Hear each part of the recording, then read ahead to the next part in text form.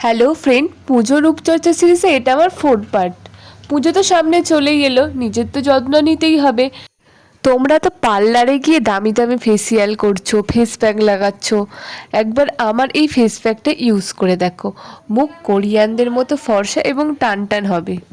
প্রথমেই আমি নিয়ে নিয়েছি চালের গুঁড়ি, তাতে দিয়ে দিয়েছি 1 চামচ মতো কলা গ্রেট করে, আর দিয়ে দিয়েছি দুধ। এটাকে ভালো করে ফুটিয়ে নিতে হবে। ফুটিয়ে নেওয়ার পর দেখো এরকম একটা টেক্সচার এসছে।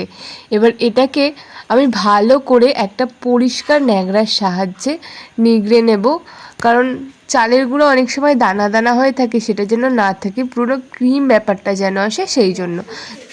এবার এই ফেস প্যাকটাকে ভালো করে মুখে অ্যাপ্লাই করে 5 মিনিট মতো রেখে ধুয়ে ফেললেই গ্লো স্কিন রেডি। ভিডিওটি যদি তোমাদের ভালো লেগে থাকে একটা লাইক করে দিও এবং পরের সিরিজ দেখার জন্য চ্যানেলটিকে সাবস্ক্রাইব করে দিও। টাটা।